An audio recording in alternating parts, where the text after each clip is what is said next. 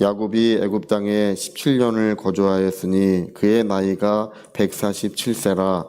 이스라엘이 죽을 날이 가까움에 그의 아들 요셉을 불러 그에게 이르되 이제 내가 내게 은혜를 입었거든 청하노니 내 손을 내 허벅지 아래에 넣고 인애와 성실함으로 내게 행하여 애굽에 나를 장사하지 아니하도록 하라.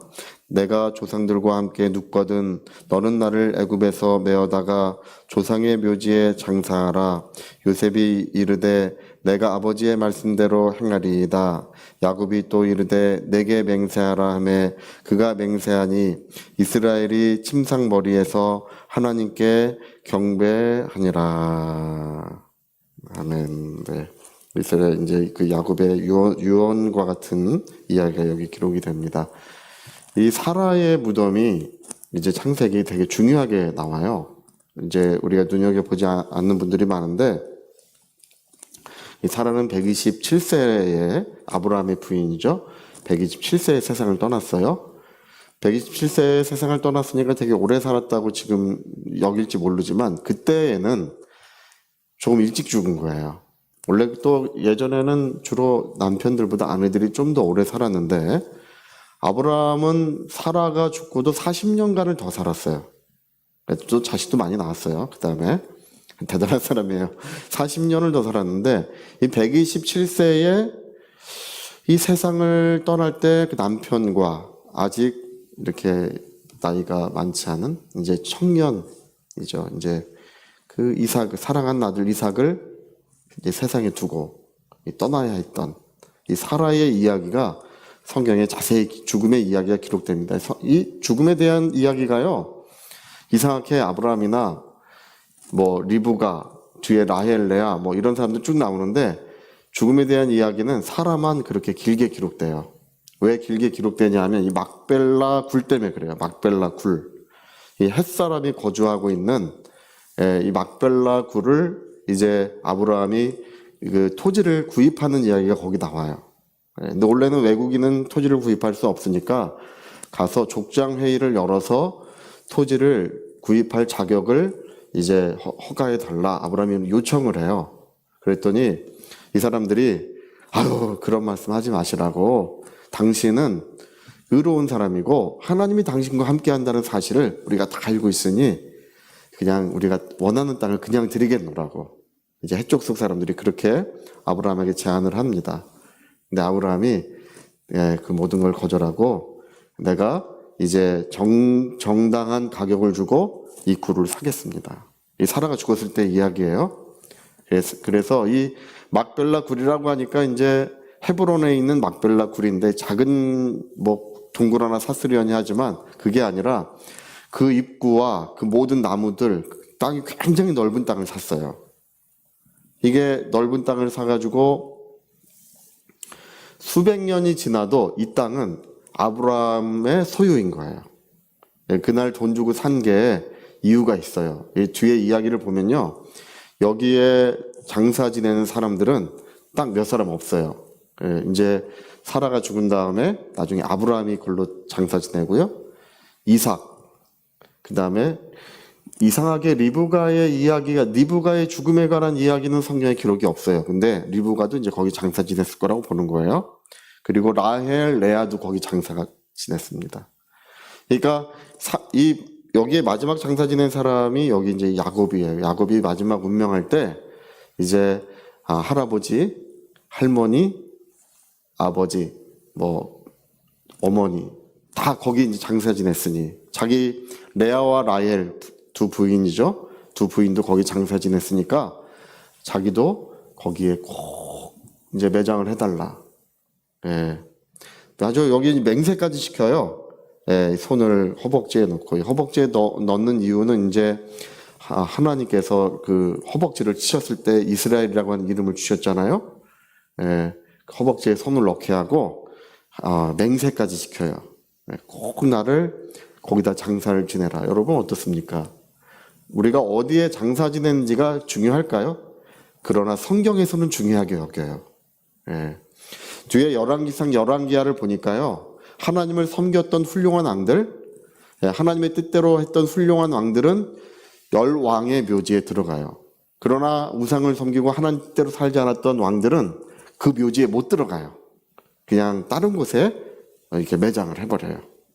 예, 그러니까 이 성경에서 이 매장지를 선택하고 여기에 묘지를 쓰는 이유는 뭐냐면 그들의 영광의 소망을 보여주고 있는 것입니다.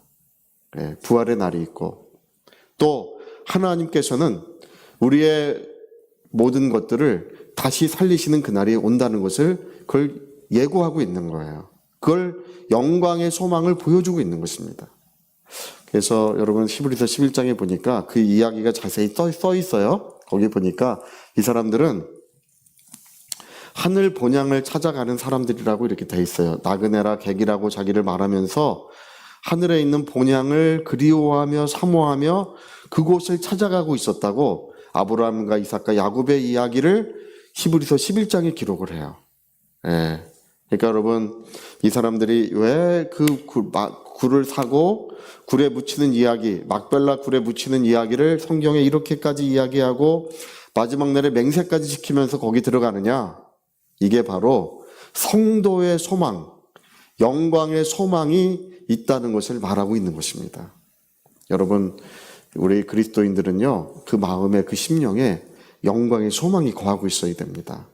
그래야 아름다워요. 오늘 많은 사람들이 그리스도인들의 영성에 대해서 오해하고 있습니다. 뭐 병 고치고 무슨 이적을 행하고 능력을 하는 게 영성이라고 생각하는데요.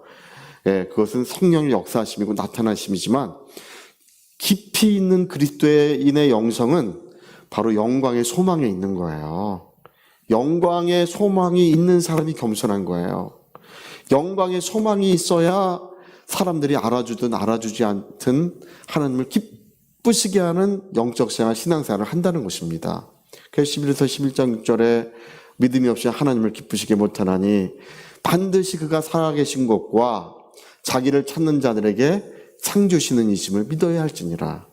이런 믿음이 없이는 오늘 많은 사람들이 이적을 행한다고 합니다. 능력을 행한다고 다 좋습니다. 다 은혜롭습니다. 그러나 진짜 그리스도인들의 영성이 없어요. 진짜 그리스도인들의 영성은 그 마음에 있는 하나님 주신 영광의 소망입니다. 이 소망은 자기 영혼의 닷 같아서 히브리서 6장에 기록합니다. 자기 영혼의 닷 같아서 풍파가 일고 모진 어려움이 일어나도 그 신앙이 변함이 없다는 거예요. 오늘 조금만 힘들어도 변하고 조금만 어려워도 변하고 심지어 청년들은 연애하다가 헤어지면 한 사람이라도 나와야 되잖아요. 할렐루야. 왜 둘이 안 나오는지 모르겠어요. 근데 헤어져도 둘 다 나오는 게 좋습니다. 예, 한 3개월만 나오면 또 괜찮아져요. 근데 이제 가까운 데 앉지 말고 여기 앉고 저기 앉고. 여러분 이혼하셔도 괜찮아요. 예? 우리 이혼하지 말라고 예수 말씀하셨지만 괜찮습니다. 예, 그거 가지고 너무 그럴 필요 없어요. 근데 헤어져도 교회는 오셔야 돼요. 할렐루야. 그거 헤어질 수 있어요. 그거는 여러 가지 이유로 헤어질 수 있어요. 그리고 하나님께서는 자비하시고 또 용서하시는 분이신 줄 믿습니다. 하나님 앞에 즐거움으로 기쁨으로 감사함으로 신앙생활하는 게 더없이 중요한 것입니다. 근데 교회는 오셔야 돼요. 사업 망해도 교회는 오셔야 돼요. 할렐루야. 왜? 이게 바로 영광의 소망 때문이거든요. 영광의 소망이 있기 때문에 우리 여러분 사람들이 왜 하나님 앞에 그 헌금을 드려도 그렇게 아까워하는지 아십니까? 살아계신 것과 자기를 찾는 자들에게 상 주시는 이심을 믿지 않기 때문에 그런 것입니다. 없어진다고 생각하는 거예요. 없어지는 것이 아니라 자기의 영원한 소유가 되는 것입니다. 너희 보물을 하늘에 쌓아두라. 그것은 좀이나 등록이 해하지 못하는 너의 영원한 소유가 된다고 예수 말씀하셨습니다. 여러분 하나님 앞에 드린 것만 자기 영원한 소유예요. 먹어도 없어지고 사도 없어지고 다 세상에 물 쓰듯 모든 물질이 없어지지만 하나님께 드린 것은 영원히 없어지지 않습니다. 뭐가 문제인가? 여러분 요즘에 믿음도 있다고 하고 사랑도 있다고 하지만 소망에 관한 이야기가 교회에서 없어지고 있어요. 영광의 소망이 있어야 합니다. 영혼이 밝게 빛나고 있어야 합니다. 그래서 성경의 사대교회인가요? 거기 교회는 예수님이 칭찬하시는데 그들은 믿음도 많지 않고 하나님의 능력도 적은데 기쁨으로 즐거움으로 감사함으로 하나님을 잘 섬긴다는 거예요. 너는 적은 능력으로도 믿음을 배반하지 않고 잘 섬기는도다. 알고 보니까 그들은 영광의 소망을 가지고 있는 것입니다. 여러분 오늘 정말 세상 떠나는 날 내 영혼이 희고 깨끗한 삶 앞으로 있고 영광의 보좌 앞에 설 수 있는 그 영광의 소망이 있으십니까? 그래야 마지막 날까지 변하지 않습니다. 그래야 마지막 날까지 감사함으로 기쁨으로 주님을 섬기는 것입니다. 오늘 세상의 물질에 눈이 멀었어요. 네. 세상의 욕망에 눈이 먼 그리스도인들이 얼마나 많은지 아십니까? 우리는 마음의 눈을 열고 저 하나님의 나라를 바라보고 영원히 빛나는 나라, 그 나라에 우리가 다가가고 있고 그 나라를 향하여 나가고 있다는 것을 우리 그걸 믿습니다. 마음의 눈을 열어 영광의 나라를 바라봐야 될 줄로 믿습니다. 모두가 영광의 소망을 가지시기를 예수님으로 부탁합니다. 자, 우리 같이 한번 기도하시겠습니다. 오늘 이 막벨라 굴 사라의 무덤의 이야기가 성경에 자세히 기록되는 이유는 그들이 다 거기 장사 지냅니다. 아브라함, 이삭, 야곱 그 모든 부인들이 다 거기 장사 지냅니다. 왜? 바로 주님을 기다리는 거예요.